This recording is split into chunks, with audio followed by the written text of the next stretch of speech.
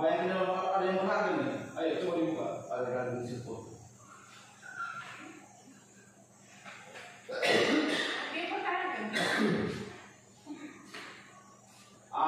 Oke deh, sip. Kenapa ibu bisa dibuka? Karena di dalam benda yang paling berharga. Kenapa sesuatu yang berharga? Kira-kira kalau ibu Christine punya sesuatu yang berharga mau tidak dibuka dan berikan ke orang lain? Tidak. Oh tidak. Oke deh, berarti kamu beli sendiri. Sudah, terima kasih. Silakan dulu. Sesungguhnya siapa yang memegang kendali atau kontrol untuk membuka dan menutup kepala tangan? Kira-kira siapa yang memegang kendali? Ya? Ya pegang diri sendiri bisa ya. Dr. William Glasser dalam kontrol teori yang kemudian hari berkembang menjadi choice theory meluruskan beberapa miskonsepsi. Jadi kita dulu itu di dalam pemikiran kita selalu merasa bahwa guru itu bisa mengontrol murid. Kalau menurut William Glasser itu hanya ilusi. Itu hanya sebuah ilusi. Jadi ilusi guru mengontrol murid. Sebenarnya guru tidak bisa mengontrol murid. Sama sekali loh. Ibu Kristen tidak bisa mengontrol ibu Risa. Lalu yang berikut, ilusi bahwa semua penguatan positif efektif dan bermanfaat. Yang berikut, ilusi bahwa kritik dan membuat orang merasa bersalah dapat membentuk karakter. Yang berikut, ilusi bahwa orang dewasa memiliki hak untuk memaksa. Teori berikut ini namanya paradigma stimulus respon. Stephen R. Covey, Principles of Self Leadership 91 mengatakan bahwa bila kita ingin membuat kemajuan perlahan sedikit-sedikit, ubahlah sikap atau perilaku Anda. Namun bila kita ingin memperbaiki cara-cara utama, maka kita perlu mengubah kerangka acuan. Ubahlah bagaimana Anda melihat dunia, bagaimana Anda berpikir tentang manusia, ubahlah paradigma, skema pemahaman dan penjelasan aspek-aspek tertentu tentang realita. Ini dia. Kalau stimulus respon, realitas atau kebutuhan itu sama untuk kita semua. Tapi teori kontrol menyatakan bahwa realitas atau kebutuhan kita berbeda.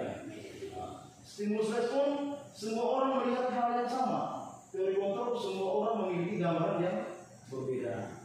Lalu di stimulus respon kita mencoba mengubah orang agar berpandang yang sama dengan kita. Teori kontrol kita berusaha memahami pandangan orang lain tentang dunia. Perilaku buruk dilihat sebagai suatu kesalahan. Di teori kontrol semua perilaku memiliki tujuan, baik buruk ataupun baik. Jadi benar dan tidak itu punya tujuan. Dia buat salah juga tujuan. Roda bentuk roda apa? Punya tujuan ya. Lalu ini orang lain bisa mengontrol saya kalau di stimulus respon. Orang lain bisa mengontrol saya.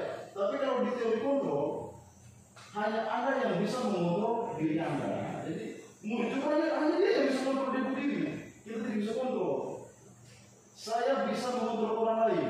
Di stimulus respon teori kontrol dia bilang Anda tidak bisa mengontrol orang lain. Jadi dia bisa mengontrol diri. Pemaksaan ada pada saat rujukan gagal. Kalau teori kontrol itu kolaborasi dan konsensus menciptakan pilihan-pilihan baru. Jadi kita terpaksa anak untuk belajar. Tapi kalau teori kontrol kita harus berkolaborasi dengan anak supaya ada pilihan-pilihan baru yang dapat diciptakan.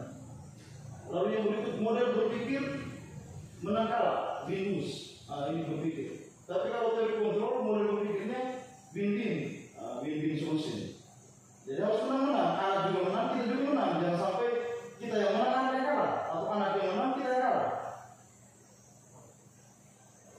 Yuk, ada pertanyaan mengenai teori dari William Glasser dengan Stephen R. Covey mengenai stimulus respon dan teori kontrol? Kenapa? Mengros? Iya, terima kasih. Kalau kalian ini pembelajaran dulu itu biasanya kita menggunakan teori Stimulus respon. Kedepannya ini yang diharapkan itu kita harus menggunakan teori kontrol. Teori kontrol. Kita ke kontrol, teori. Oke, ada sesuatu setelah mungkin mendengar ini sampai ada hal yang perlu disampaikan. Tapi mungkin dalam penerapan sehari-hari itu.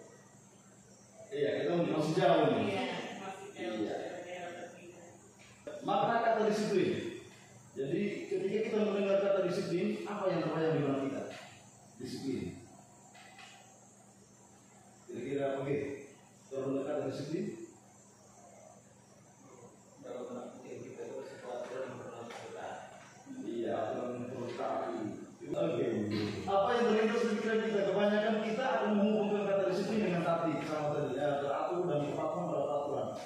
kata disiplin sering juga dihubungkan dengan hukuman.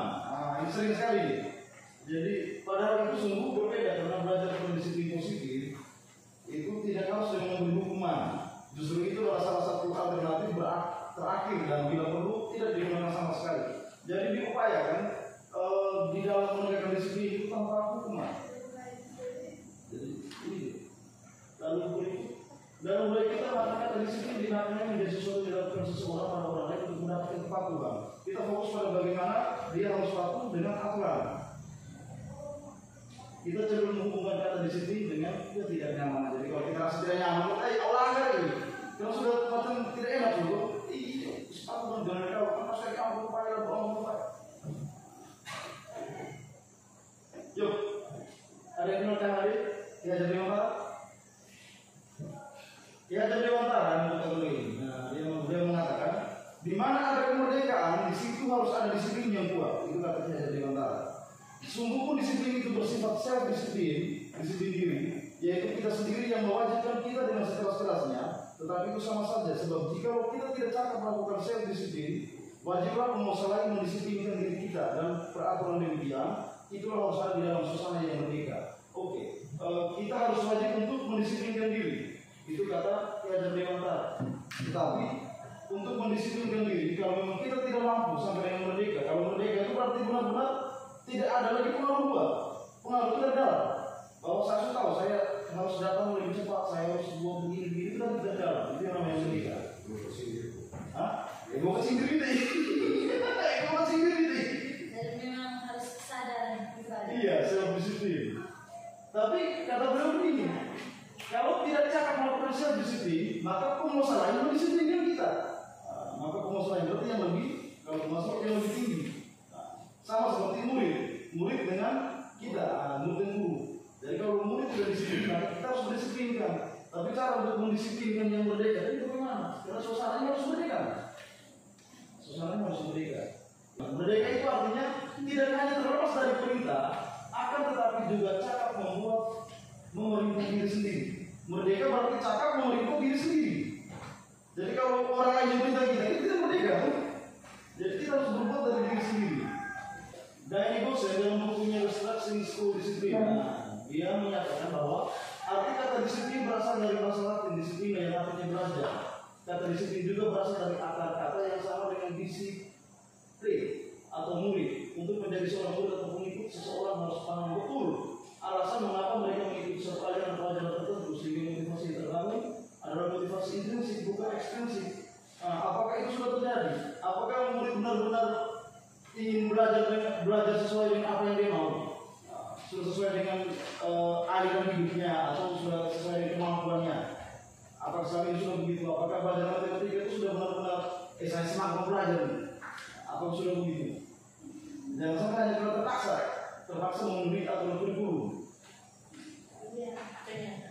Kenyataannya begitu karena kita punya semua mapel ini kan tidak ada pilihan untuk belajar, kan?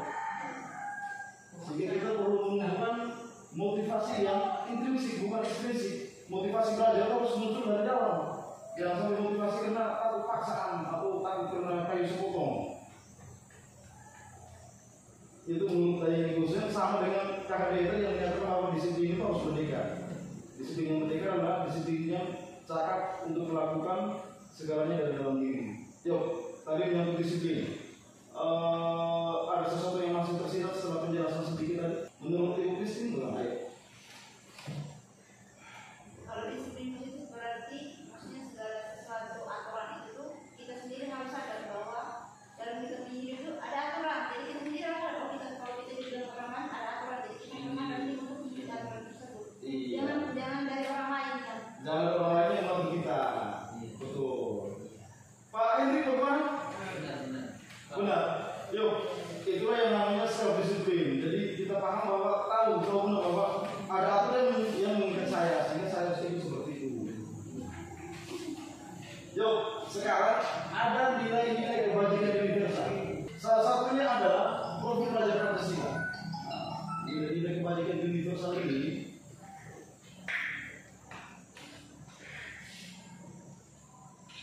Ki Hajar Dewantara maupun Danny Gosen di mana kedua pakar mereka disiplin sebagai bentuk kontrol diri, yaitu belajar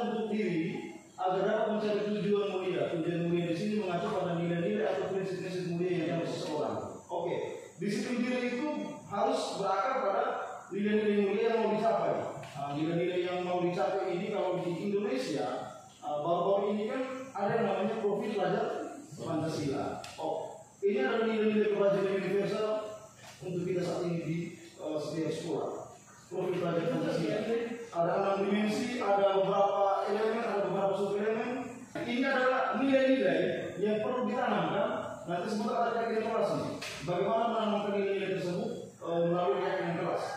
Nilai-nilai kebajikan itu tadi perlu pelajar Pancasila tadi. Kita nanti fokus ke perlu pelajar Pancasila untuk nilai-nilai kebajikan. Ini semua adalah aturan yang harus kita lakukan. Nah, yang sudah buat di sekolah.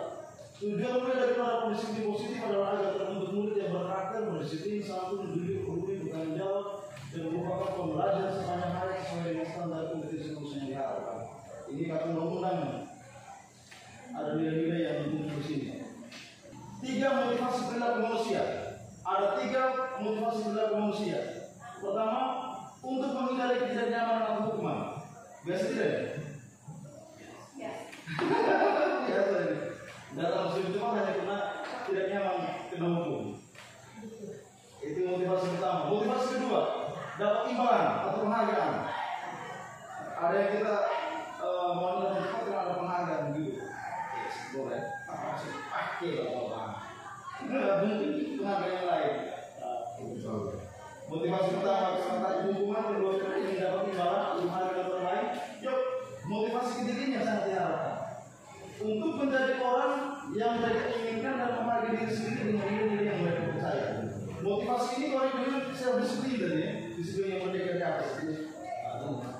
Diharapkan menjadi orang yang menghargai diri dan sendiri dan nilai-nilai yang mereka percaya.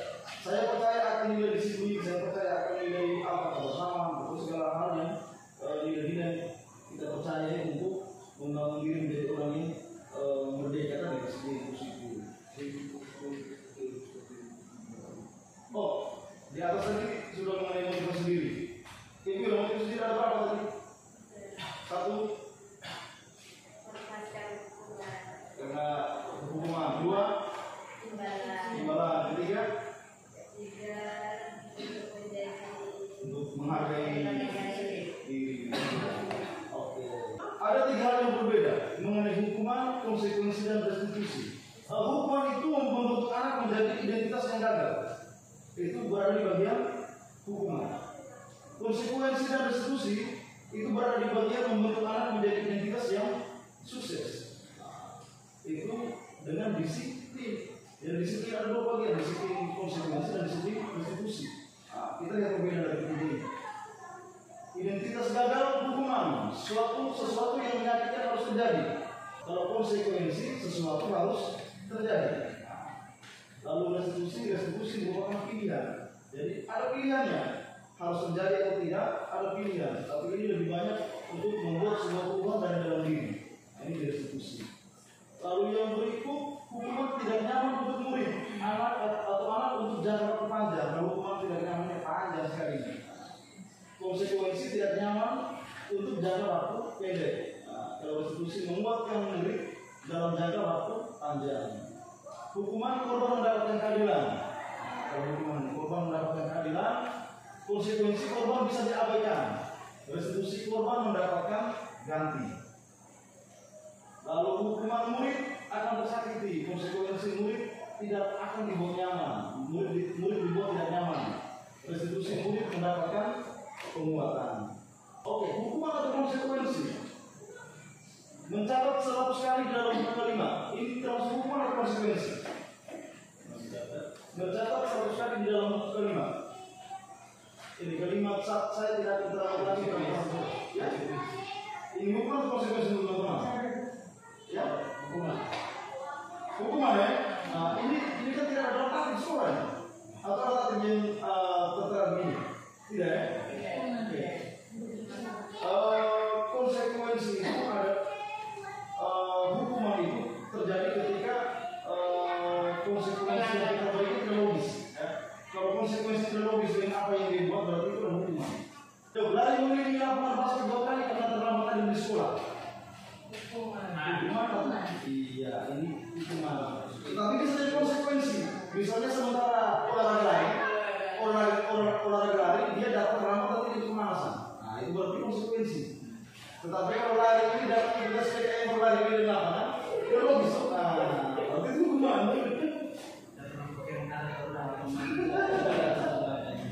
Membersihkan coretan yang dibuat dengan ditulis. Iya, ini konsekuensi. Logis yang dibuat harus dihapus. Murid diminta untuk usaha 15 kali kita tidak menggunakan masker di sekolah. Hukuman. Artinya konsekuensi yang tidak logis itu hukuman. Jadi harus logis. Mengganti kata tugas teman yang telah dicoret-coret. Konsekuensi. Berjemur di lapangan basket itu 12 jam dengan mengobrol dengan teman. Hukuman. Murid diminta bertelanjang kaki sepanjang hari karena tidak menggunakan sepatu warna hitam sesuai peraturan sekolah. Hukuman.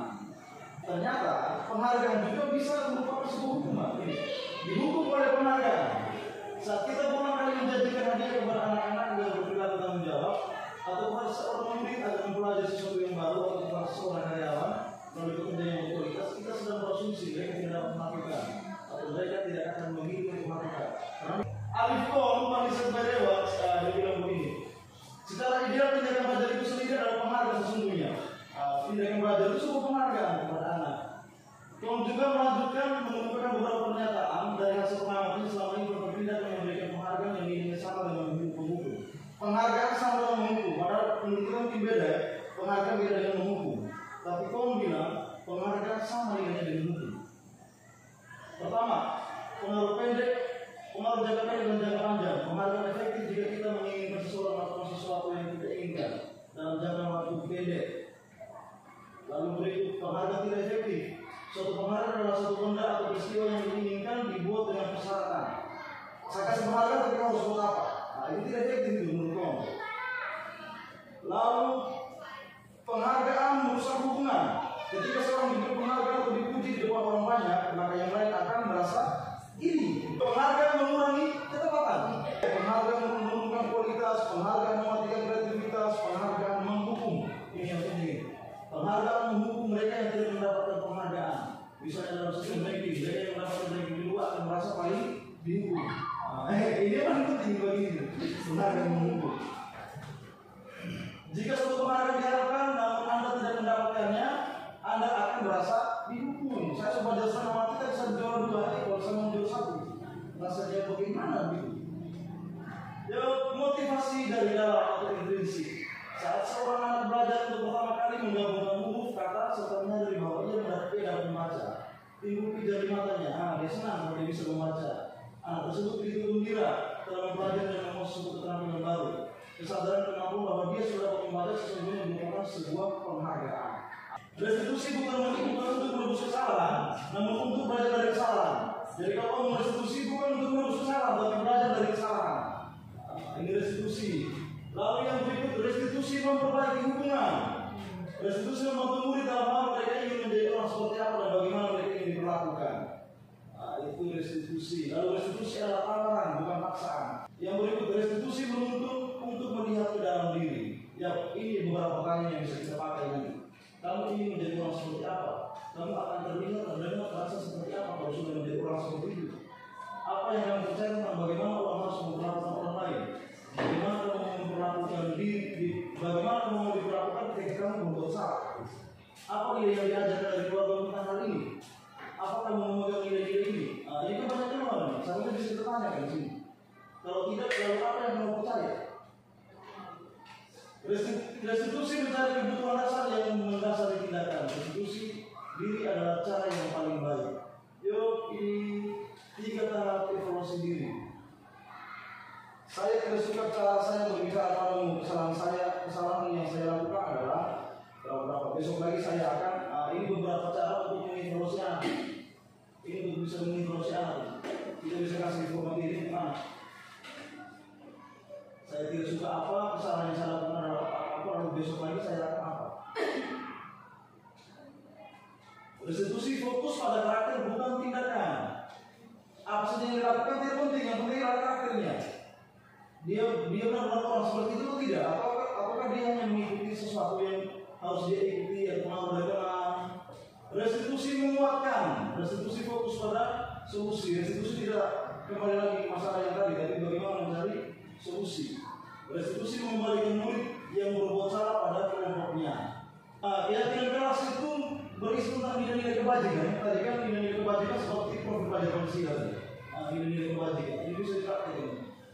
Seseorang akan lebih tergerak dan bersemangat untuk menjalankan keyakinan daripada hanya sekedar mengikuti serangkaian peraturan tertulis tanpa makna. Sekarang tadi ini kan hanya aturan yang kita tulis sendiri, itu dari tulus, ya kan? Anak kan tidak mau tahu, dia tidak mau tahu saya harus, dia tidak mau tahu, dia tidak dilibatkan dalam tulisnya. Nilai-nilai kebajikan menanamkan pada keyakinan seseorang. Keyakinan tadi akan lebih suka bergerak, bersemangat untuk menjalankan keyakinan daripada mengikuti serangkaian peraturan. Begitu demikian, maka perlu mendengarkan memang ada diskusi tentang peraturan yang diberikan. Maka kita wajib harus membuat keyakinan kelas. Ada yang mau tahu tahapan menciptakan program kebajikan? Untuk menciptakan program kebajikan, untuk masuk ke keyakinan kelas harus ada tahapan menciptakan program kebajikan. Daftar kebajikan, nilai-nilai kebajikan tadi ada profil pajak Pancasila, ada pengembangan PPK, itu nilai-nilai kebajikan yang bisa kita ambil. Tentukan nilai kebajikan yang ingin dijadikan perhatian utama di sekolah. Kita lihat nilai kebajikan apa yang cocok di sekolah sebagai kelas. Lalu curhat pendapat dalam kelompok, ini penting dengan anak-anak. Curhat pendapat dulu, setelah itu sempurnakan daftar nilai kebajikan. Bahas kembali lalu buat poster untuk dimuat, bisa buat poster kelas. Ini daftar semua daftar nilai kebajikan. Lalu berikut pembuatan keyakinan, pembentukan keyakinan kelas atau sekolah. Jadi keyakinan itu bersifat abstrak.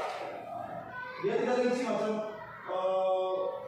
masuk jam 7 atau menggunakan sepatu hitam, tidak. Itu adalah aturan. Tapi kalau keyakinan bersifat abstrak, sesuatu yang lebih abstrak dan umum.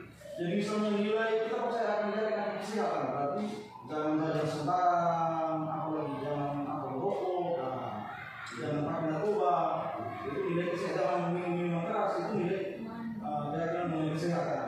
Atau keyakinan mengenai gotong royong, kan luas tuh gotong royong, kerjasama, saling membantu. Keyakinan kelas berupa pernyataan universal, keyakinan kelas senantiasa dibuat dalam bentuk positif. Lalu jangan lupa untuk semua warga kelas hendaknya ikut berkontribusi. Jadi semua murid harus berkontribusi melalui curhat pendapat. Selanjutnya kita harus bersedia untuk mengevaluasi dari waktu ke waktu. Oke. Ini saya tanyakan ini. Ini ada peraturan lalu nilai kebajikan yang dituju. Kira-kira kembali ke tempatnya. Nilai apa yang dituju? Ya, tanggung jawab. Tanggung jawab. Dilarang mengganggu orang lain. Sopan santun atau menghargai. Bisa. Lazim di sekolah 15 menit sebelum pembelajaran dimulai. Nilai apa ya? Disiplin. Tanggapan untuk keyakinan kelas bagaimana? Ibu ada sedikit tanggapan dulu kan? Ini hanya informasi guys, ya? Bagaimana? Mana ini?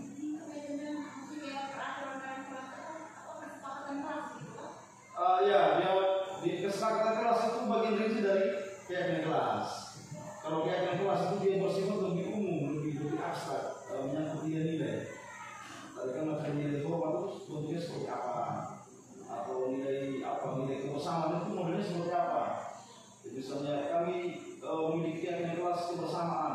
Nanti kita katakan lagi kebersamaan itu seperti membantu teman, menjadi teman yang sakit, atau bergotong royong bersihkan kelas juga bisa. Itu masuk nilai gotong royong.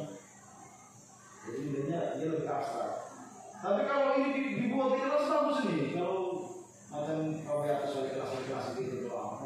Coba dibuat. Saya pikir kalau semua kelas dibuat begini, guru tidak pusing. Iya benar. Jadi kalau mau keyakinan kelas restitusi itu tidak bisa satu orang guru. Kalau satu orang guru tidak bisa. Dia harus secara keseluruhan, warga sekolah harus semua. Kalau semua proyek selesai. Itu masalah selesai. Tidak bisa misi. Pak ini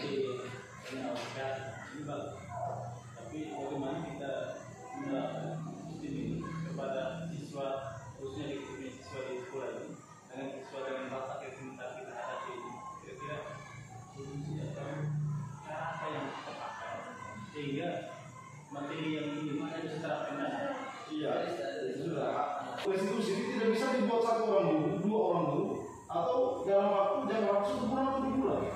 bisa.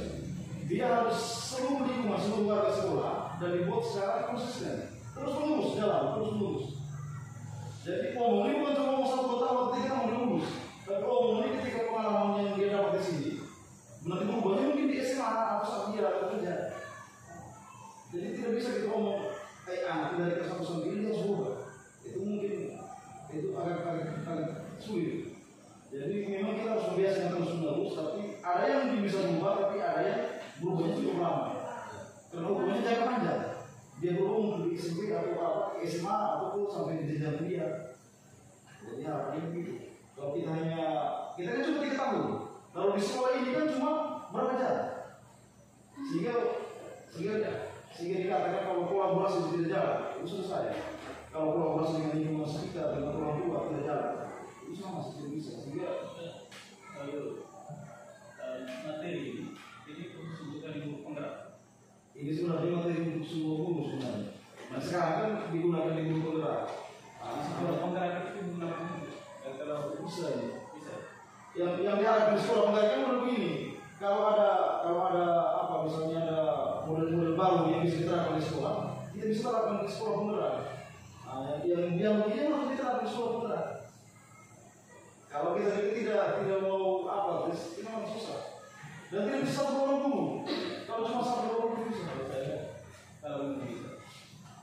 Materi ini disosialisasikan di semua guru. Iya. Supaya bisa bersama. Betul. Kita begitu. Kita bagus sekolah dulu. Kita harus dimulai dari kelas 7. Iya. Dan Kalau berkesinambungan adalah semua guru harus ada sekolah pembahasan. begini. Kita boleh buat program kita melakukan percuma. Itu sudah. Semua program Sebenarnya kesadaran itu anak bukan sadar kalau kita guru ini yang contoh kita sudah sadar duluan. iya. Karena puisi apa ya? Apa peribahasa ini? Guru penting pendidik anak kecil lagi juga. Kalau guru kecil lagi apa bang?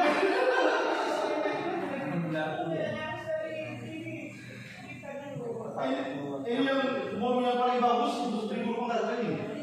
Modul yang paling bagus. Ini modul paling banyak dan paling lulus tenaga.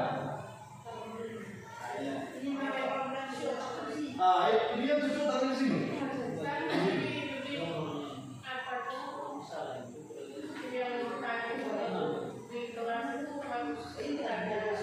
Iya. Ada pos bagian kelas.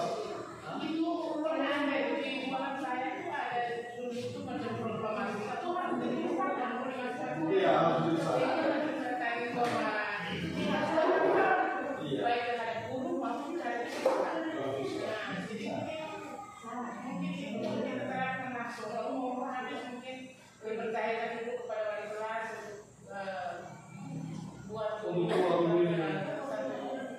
Yang masuk di budaya positifnya begini, budaya positif.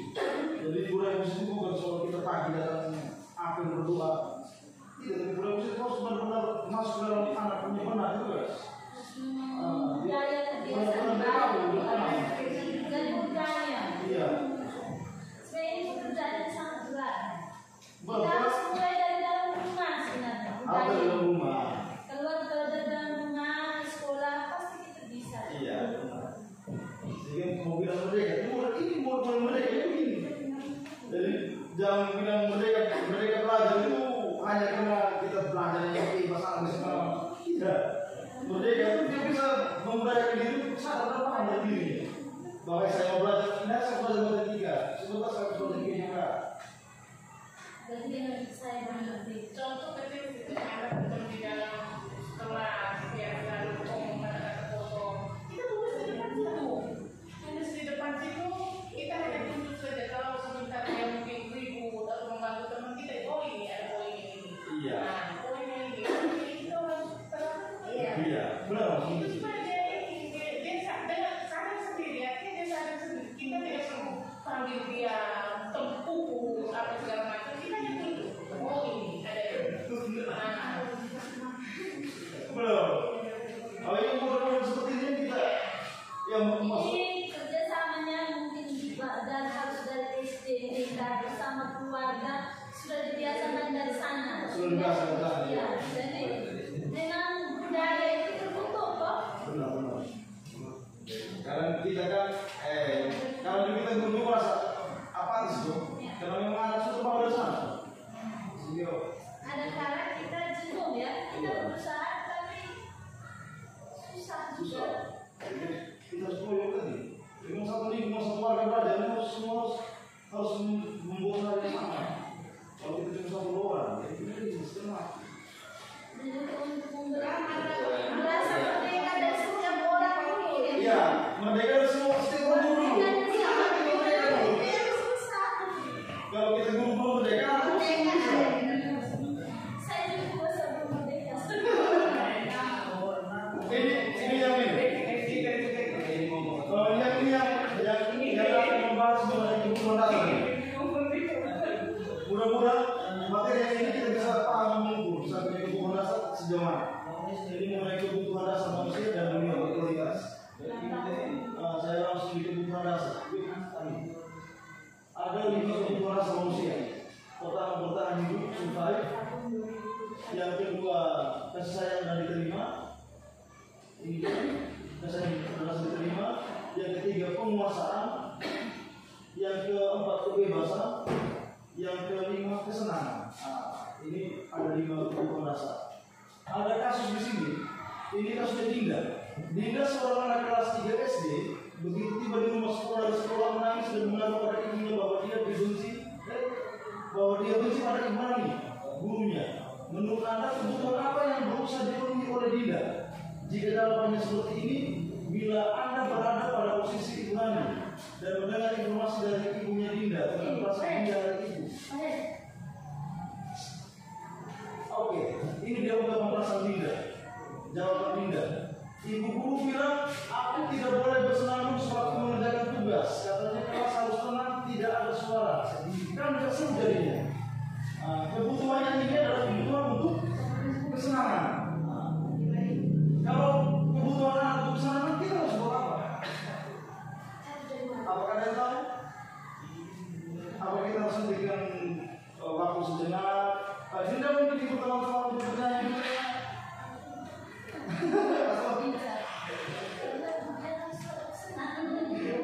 Jadi dia hanya ingin mencari kesenangan dulu dia. Dia bernyanyi mencari kesenangan. Jadi kalau ada murid yang memang dalam kelas kita jumpa itu berarti pastinya dia sedang mencari kebutuhannya akan kesenangan. Kalau ibu guru tidak menyapa hari ini padahal aku pakai jadikan baru, ini kebutuhan akan kasih sayang yang harus diterima. Jadi kalau pasang begini, harus disapa ini gitu baru. Ada yang mendengarkan. Aku bosan, masa belajarnya cuma gitu saja, dengar ibu guru saja, cuma dari ibu guru saja. Berarti kebutuhannya kebebasan. Dia ingin bereksplorasi, dia cari apa dari luar. Aku soal gambarku tidak rapi, malah ibu guru menunjukin ke teman-teman di dewan kelas. Ini kebutuhan, ini kebutuhan penguasaan. Dia merasa sebagai penagama tidak rapi, tapi ini ditujukan kepada teman-teman.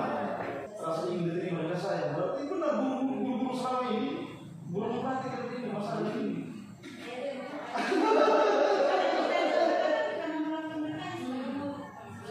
Iya, bukan sebagai mungkin anak atau sahabat apa.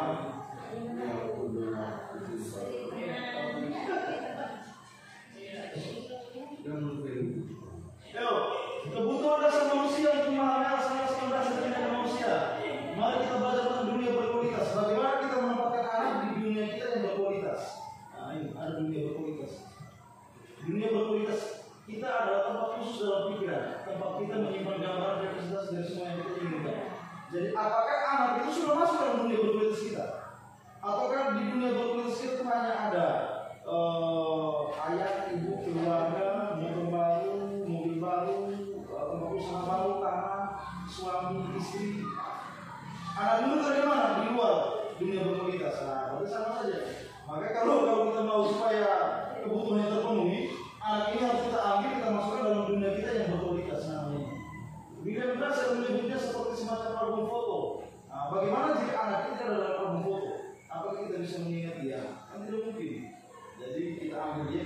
ke dalam sudah di dunia berkualitas. Yang lebih berbahaya lagi kalau anak tidak menyimpan guru di dunia yang berkualitas. Kalau dunia berkualitas anak tidak ada guru, itu selesai. Itu rugi. Makanya jadi usahakan bagaimana dunia berkualitas anak juga ada guru, dunia berkualitas guru juga ada murid. Begitu kira. Ini contohnya. Jadi kemarin banyak yang mereka kerjakan lagi sedang ada suami, istri, mobil, kakek, nenek, apa banyak sekali di sini. Tapi ada yang tidak isi murid di sini. Ada banyak yang tidak isi murid di dunia berkualitas.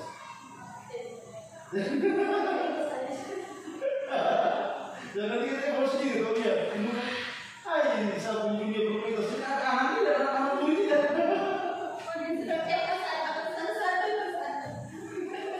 Jadi ini harus diisi. Kalau kunci dari kesuksesan di sini, kunci di sini. Kunci untuk memahami anak di sini. Kalau anak tidak masuk di dunia ini, maka kita apatis. Kita hanya datang untuk mengajar saja. Kita datang kasih materi saja. Ini kok seperti ini. Itu kalau tidak ada mereka di sini. Kalian di mana?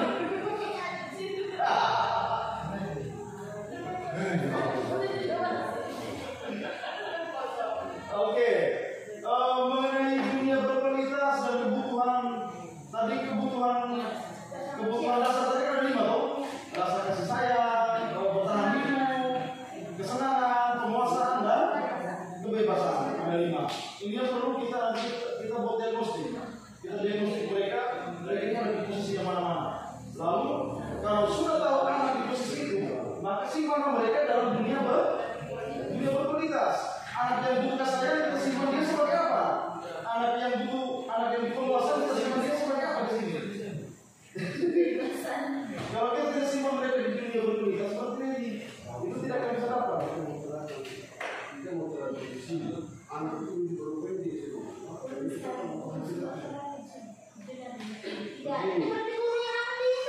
Harusnya sudah yang materi ini kita mengenai SD. Supaya kita tinggal menambahkan yang masih kurang. Iya, Kalau dari SD 0, kita mulai dari 0 di sini dia berubah di situ. Makanya sekarang guru penggerak itu kemerdekaan. Makanya guru penggerak di buku itu. Jadi dari TK sudah ada. Kalau kondisi kayak guru penggerak, itu selesai masalah begini. Selama kan kita di sini paling rendah. Untuk guru penggerak kan kita paling rendah. Coba kalau tinggi, itu luar biasa. Jadi yang bersatu dulu. Nah, restitusi 5 posisi kontrol. Tadi kan ada posisi kontrol tadi biasa. Sekarang kita bahas nih 5 posisi kontrol guru. 5 posisi. Oke. Ya. Ini 5 posisi kontrol guru. Pertama sebagai ini contohnya ini Pak Beatus. Posisi kontrol penghukum. Seorang penghukum bisa menggunakan hukuman fisik maupun verbal. Dengan perkataan, Pak Pria sama saya pengawas, kalau selalu salah saja, selalu terakhir selesai. Ini posisi penghukum. Guru seperti ini senantiasa percaya hanya secara pembelajaran yang bisa hasil, yaitu caranya kita. Hanya dengan cara guru saja, korupsi observasi. Lalu yang berikut, pembuat merasa bersalah. Pada posisi ini biasanya guru akan bersuara lebih lembut. Pembuat rasa bersalah akan menggunakan keheningan yang membuat orang lain merasa tidak nyaman, bersalah atau rendah diri. Dan karena begini, ibu sangat kecewa sekali dengan kau. Berapa kali bapak harus memberitahu kamu? Gimana coba kalau orang tua kamu tahu kamu berbuat begini? Ini membuat rasa bersalah ini.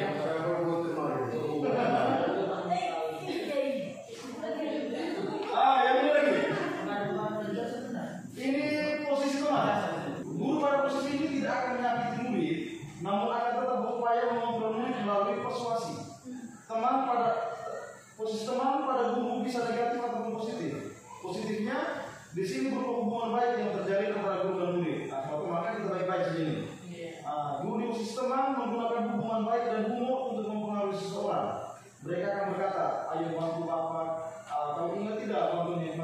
ya suami bapak kasih, ya sudah kali tidak apa-apa, nanti ibu bantu bereskan. Nah, itu teman. Nah, ada juga kata-kata lain yang pada posisi teman. Hal negatifnya dari posisi teman, bila suatu saat guru tersebut tidak membantu, maka murid akan kecewa dan berkata, saya pikir ibu teman saya. Nah, ini dia kecewa, dia kecewa, tapi dia bantu. Murid merasa dikecewakan dan tidak mau lagi berusaha. Itu negatifnya. Yang lain lagi, dia akan ketergantungan dengan guru. Kalau sebagai teman berarti dia ketergantungan. Yang berikut, pemantau. Nah, posisi pemantau. Memantau berarti mengawasi. Pada saat kita mengawasi, kita bertanggung jawab atas perilaku orang-orang yang kita awasi. Posisi pemantau berdasarkan pada peraturan-peraturan dan konsekuensi. Dengan menggunakan sanksi atau konsekuensi, kita dapat memisahkan hubungan antara kita dengan murid. Jadi di posisi pemantau, kita pisahkan diri dengan aturan. Aturannya apa? Kita di sekolah atau tatip kelas. Kalau tidak kerja berarti kawas apa? Sesuai dengan konsekuensi. Tapi yang logis, konsekuensinya logis. Kalau konsekuensi di sini tidak logis oleh pemantau, maka dia berubah menjadi penghukum yang di atas. Itu semua pemantau. Peraturannya apa? Apa yang telah kamu lakukan? Sanksi atau konsekuensinya apa? Posisi yang idealnya adalah ini, manajer. Ini posisi ideal manajer. Posisi terakhir manajer, posisi di mana guru berbuat sesuatu bersama dengan murid, mempersiapkan murid mempertanggungjawabkan perilakunya, mendukung murid agar dapat menemukan solusi atau permasalahan seorang diri. Ini posisi manajer. Kita berkolaborasi dan membantu dia menentukan solusinya apa. Kalau kau sudah buat begini, kau harus perbaikinya bagaimana? Dia harus cari tahu sendiri, bukan dari guru. Jadi kalau posisi begitu, posisi yang bisa menggali solusi dari murid yang sudah berbuat kesalahan, berarti kita berada pada posisi manajer. Posisi ini yang diharapkan daripada peserta ini. Pertanyaan seperti ini, apa yang kita yakini? Nah, itu kalau kembali ke yang keras. Lalu apakah kamu meyakininya? Jika kamu meyakini, apakah kamu bersedia memperbaiki? Jika kamu memperbaiki hal ini mendengar tentang dirimu, apa rencana kamu untuk memperbaiki? Jadi ada konfirmasi kapan, di mana, buatnya apa, itu ada konfirmasi. 5 posisi kontrol restitusi. Ada motivasi, itu motivasi eksternal, motivasi intrinsik. Yang diharapkan motivasi intrinsik. Motivasi intrinsik ini sangat diharapkan. Karena motivasi eksternal ini ada 2 bagian, ada identitas gagal dan ada identitas sukses. Intrinsik ini berada pada identitas sukses. Lalu identitas gagal ini terhadap kontrol yang negatif. Identitas sukses terhadap kontrol positif dan kontrol diri. Yang diharapkan itu kontrol diri, bukan cuma kontrol positif, tapi kontrol diri. Lalu perilaku kontrol negatif itu ketika kita berada pada kontrol penghukum dan membuat merasa bersalah. Ini yang harus dijauhi. 2 ini harus dijauhi karena identitasnya gagal. Yang ini boleh. Perilaku kontrol positif itu teman pemantau. Ini 2 ini boleh. Jadi kapan saja kita mau jadi manajer bisa kembali pada teman dan pemantau. Ini bisa berganti. Posisi teman, posisi pemantau dan posisi manajer. Ini adalah beberapa hal yang biasa dilakukan. Kalau penghukum itu menghadik, menunjuk, itu menghukum. Kalau membuat rasa bersalah itu berceramah, tunjukkan kekecewaan diri. Kalau teman itu buat alasan untuk murid. Lalu pemantau itu menghitung dan mengukur. Oh ada ini ada aturan begini. Atau misalnya mengerjakan tugas ukurannya apa? Ukuran kalau dia tidak mengerjakan tugas berarti buku pekerjaan ada tidak? Kalau tidak ada buku pekerjaannya dia tidak buku tugas berarti kita sedang memantau tidak? Ada dokumennya. Lalu kontrol diri, mengajukan pertanyaan restitusi tadi. Sampai dengan bagaimana solusi apa yang diambil, kapan, di mana, caranya bagaimana. Itu di posisi manajer. Oke, dulu posisi di mana? Oke, kalau dulu posisinya ada di atas. Di atas. Ada di penghukum, rasa bersalah, teman pemantau manajer. Ya, kalau itu buat rasa bersalah. Bapak kata enggak? Kalau kakak ini kata enggak? Kalau ibu bisa di rumah posisi nomor 2. Pembuatan sebesar. Tidak beres. Buat untuk sakit hati sih. Ibu ya nomor. Ibu bagaimana? Posisi apa? 5. Manajer. Apa yang posisi mana nih? 3. Dua. Penghukum, rasa besar, teman pemantau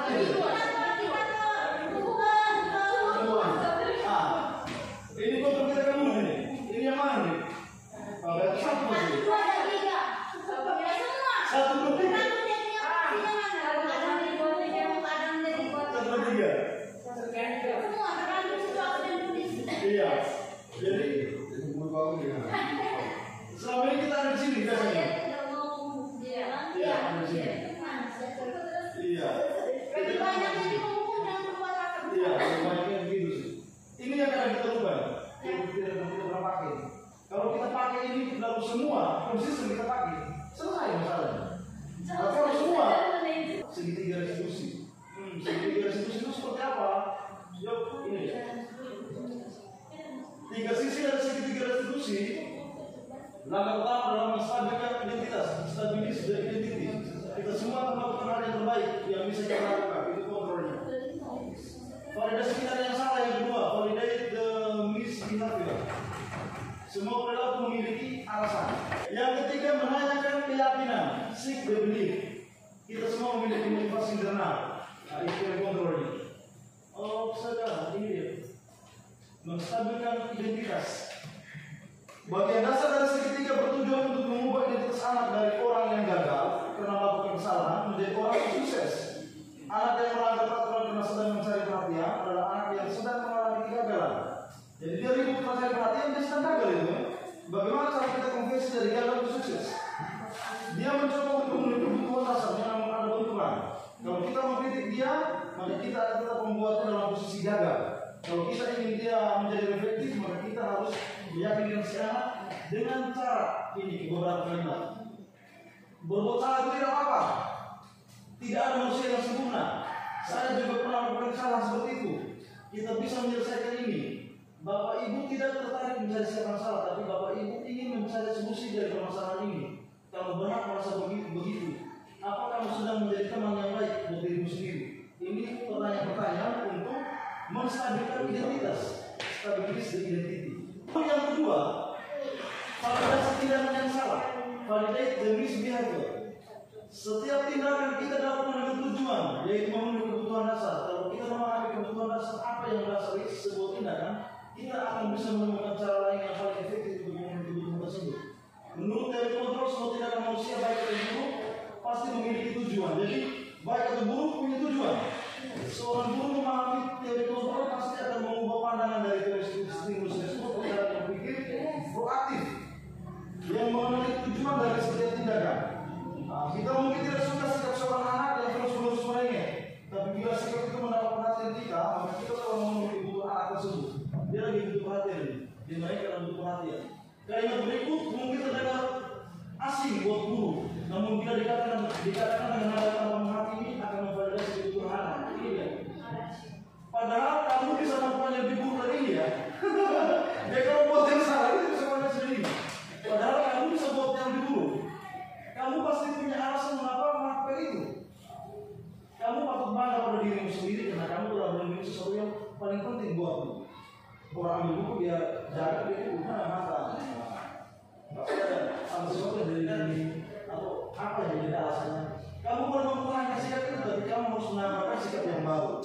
Jadi tidak menghilangkan sikap yang lama. Kita validasi dengan cara dia rubah. Kalau selama yang baru ini apa nih? Jadi kalau selama kita buat kita kesalahan berarti anak ini bukan menjadi identitas yang gagal. Biasanya guru menyuruh anak untuk menghentikan sikap yang tidak baik, tapi teori kontrol menyatakan bahwa sikap itu sudah maju. Ini anak buat saya itu bilang jangan, teori kontrol bilang tidak, itu tidak maju itu.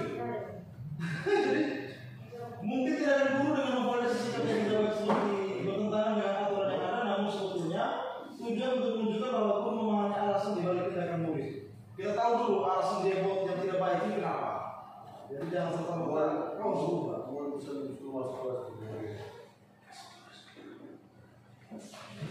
Oke, yang terakhir, sisi ketiga, menanyakan keyakinan, sendiri.